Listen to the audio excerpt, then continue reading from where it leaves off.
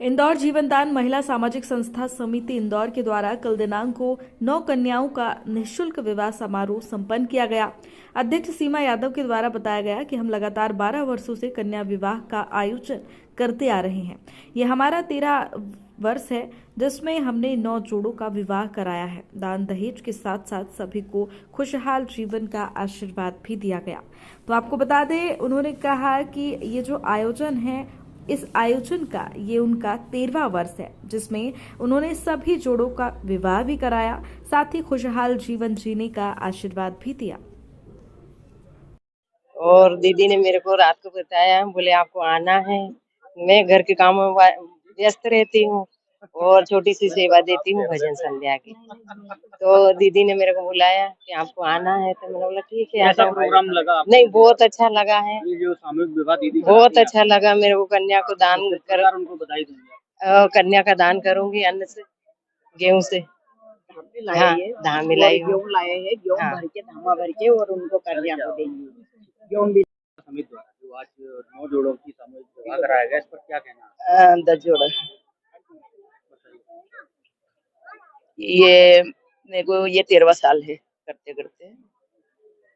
तो मेरी संस्था है जीवनदान मेला समाज सेवी। इससे मैं हर साल सम्मेलन करती थी। पहले मुख्यमंत्री से करती थी मैं। इस बार मुख्यमंत्री जी ने आदेश गरीबी का निकाल दिया। इन लोगों को ने गरीबी का कार्ड नहीं था, तो हमारी संस्था से हमने लोगों से भी सबसे सहयोग लिया। इनने भी दिया, संजू ठाकुर जी ने भी दिया, और महेंद्र जी ने भी दिया, और राम बाबू अग्रवाल जी ने दिया, पिंटू जोशी जी ने दिया, अमन बजाज ने दिया, और बबलू शर्मा, और हमारे परवीन यादव, रंजीत, संदीप भार्गव, सुमित्रा पवार, हमारी प्रजापति बेन,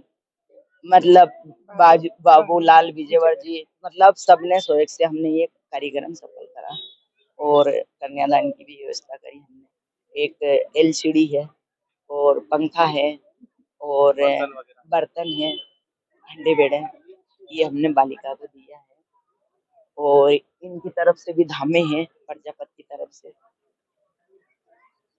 और मैं करती यही। और इस बार अगले साल और अच्छे से करूंगा। तकरीबन अभी कितने जोड़े होंगे? ये 10 जोड़े थे, 11 जोड़े थे, पर एक जोड़ा शादीशुदा था तो हमने अलग हटा दिया उसको, तो 11 जोड़ा करा था। कितने वर्षों से ये कार्यक्रम मैं ये कर रही, मैं 12 वर्षों से। मैं पहले 51 जोड़ा का करती थी मुख्यमंत्री कन्यादान में, तो खाने पीने का मैं कर लेती थी, और जो अनुदान लड़कियों को चेक वहां से मिल जाता था। पर अब उन्होंने गरीबी रेखा का आदेश निकाल दिया, तो परेशानी आती है उसमें। तो मैंने 11 जोड़े का रखा था, पर हमको एक जोड़ा का पता चला कि शादीशुदा था, हमने उनको धार कर दिया। आपका परिचय बताइए। मैं सीमा यादव, जीवनदान मेला समाज सेवी की अध्यक्ष हूँ।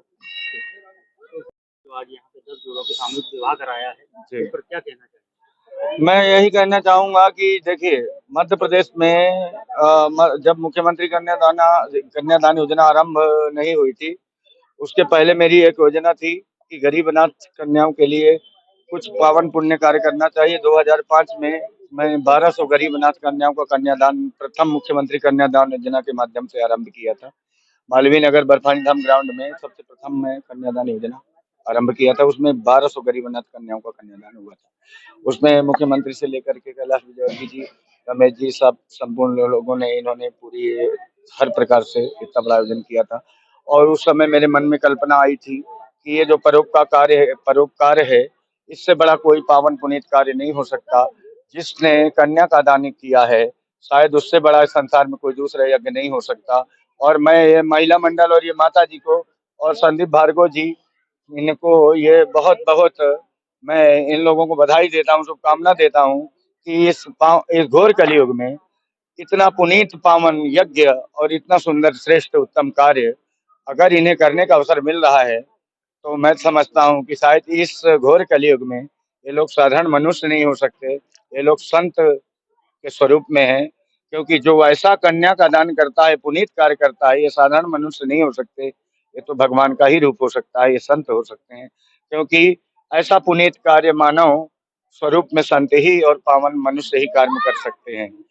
परिचय बताइए। मेरा नाम आचार्य संजीवनी महाराज है।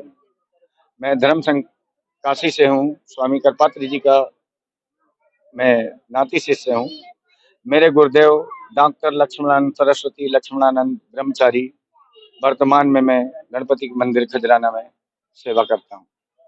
तो सामूहिक विवाह में किस तरह से आपने सहयोग किया? देखिए, सहयोग करने वाले हम कौन होते हैं? सहयोग कराने वाले तो वो परमपिता परमात्मा है। सनातन संस्कृति में ये जो यज्ञ होते हैं इतने सारे, उनमें से एक महान यज्ञों में से एक यज्ञ ये पाणी ग्रहण संस्कार का माना गया है। और इस यज्ञ की महिमा इतनी है कि संपूर्ण देवी देवताओं का आह्वान करके नव दंपति के जीवन में सुख समृद्धि और सुख सदा शांति बनी रहे, ऐसी कामना हम सब करते हैं देवी देवताओं के माध्यम से। ये बड़ा ही पुण्य का कार्य है और ये जीवन दान महिला सामाजिक संस्था समिति द्वारा इतना अच्छा पुण्य का ये कार्य किया गया है।